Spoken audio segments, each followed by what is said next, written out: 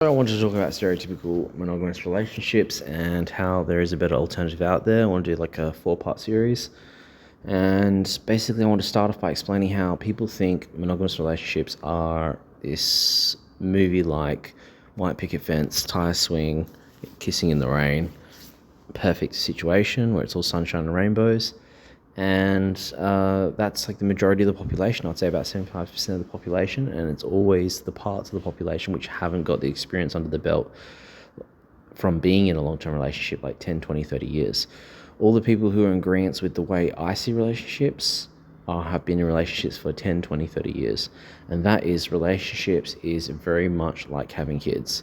There's dilemmas, there's issues, there's fights, there's arguments. There is relationships that I've seen out there, and also same thing with kids, where people have relationships where it's just very consistent, but it's very boring. There's not a lot of fun. There's nothing really going on. It's just consistent and boring. And they are actually the better relationships, and often the relationships that people regret leaving because they actually didn't realize it was one of the better relationships that you can have. But people end up in those relationships and they leave them because they're boring. They think something's better out there for them. And that's the consistent theme that seems to be happening, is that 75% of the population seems to think that there is a great relationship out there waiting for them, and that the grass is green on the other side, and that the 5-year relationship they were in, or the 2-year relationship they were in, was just one of the bad relationships, and that there's a great relationship waiting out there for them. And a lot of people are sold not only by the movies, but by the honeymoon phase of the relationship. I would call that 3 to 6 months of the relationship, and then every year after the relationship after that, the honeymoon phase fades. So let's say year 1 it's fading, year 2 it's fading more, and then year 3 and 4 it starts to really fade, and you start to enter into a long-term type of relationship. But that honeymoon phase is what people are sold by. They think this is love, this is what the movies are about, and this is what I'm missing out on, and that if we just work out these kinks, we can have the perfect relationship that's going to be even better than the honeymoon phase. But what they don't realize is that honeymoon phase is the 10 out of 10. That's the best case scenario. And they actually think that if they work out the kinks, they're going to get an even better case scenario than the honeymoon phase. When in actuality, the honeymoon phase is the 10 out of 10, and most relationships are more like a 5 out of 10 best case scenario.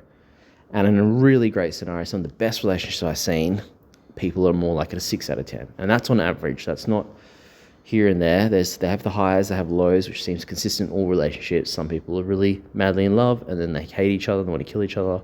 Some relationships are more consistent, where they're slightly happy, and then they have little arguments where they, kind of want to pull their hair out from time to time, but it's not too bad.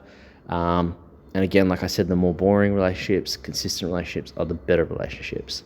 So people who are in the relationships 5 out of 10 and 6 out of 10, who are in long-term relationships, 10, 20, 30 years, they're the best case scenario. And then the worst case scenario is obviously relationships that make people want to kill themselves.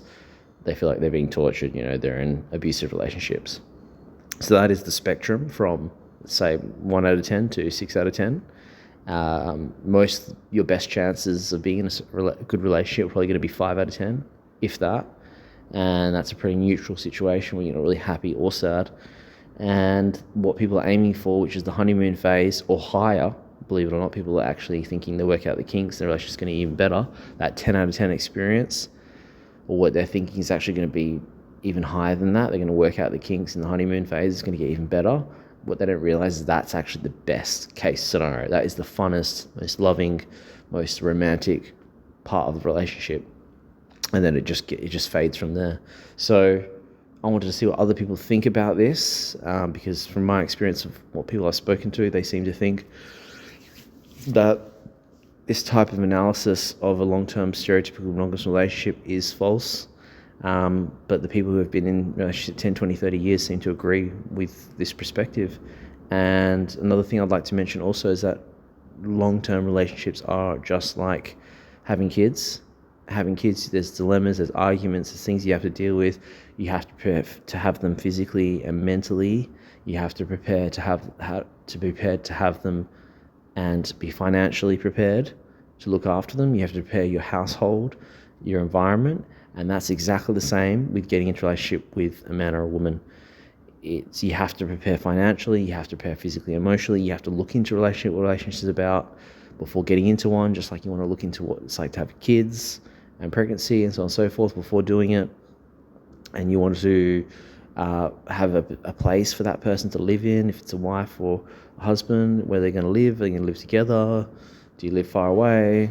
And so on and so forth. So it's actually a lot of preparation, a lot of money, and a lot of just different arguments and finances and all different dramas that are consistent.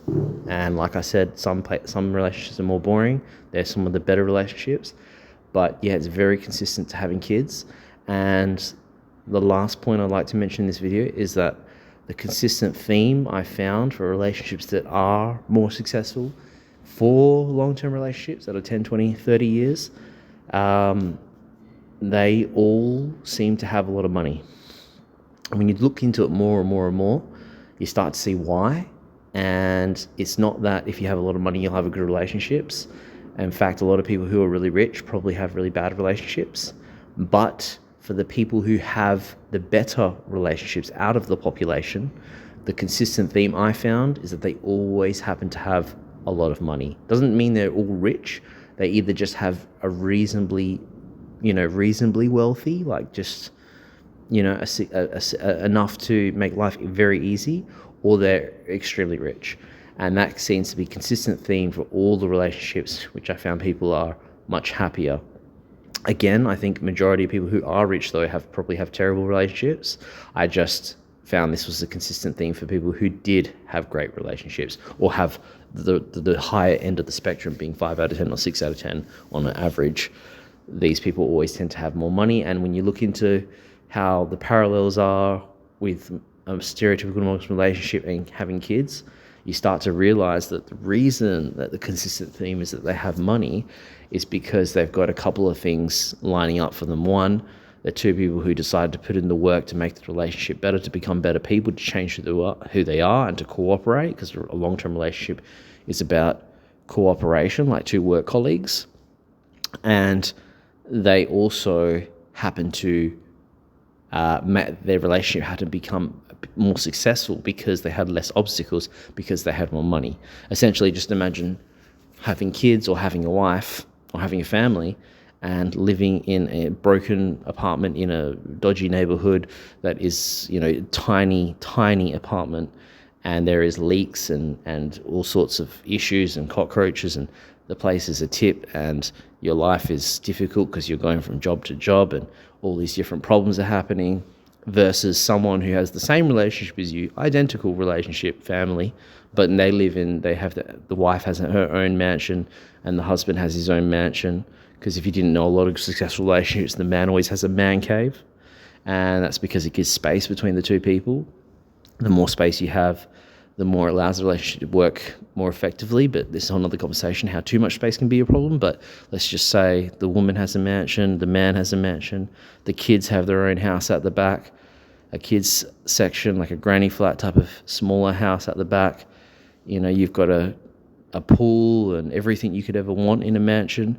That relationship is going to be more successful than the relationship in, the broken neighborhood with the small house and the apartment. So the money, the reason that's a consistent theme is obviously because it just means there's a humongous amount of less obstacles to tackle on top of the obstacles of a relationship and the obstacles of family and laws and the obstacles of kids, which is each one,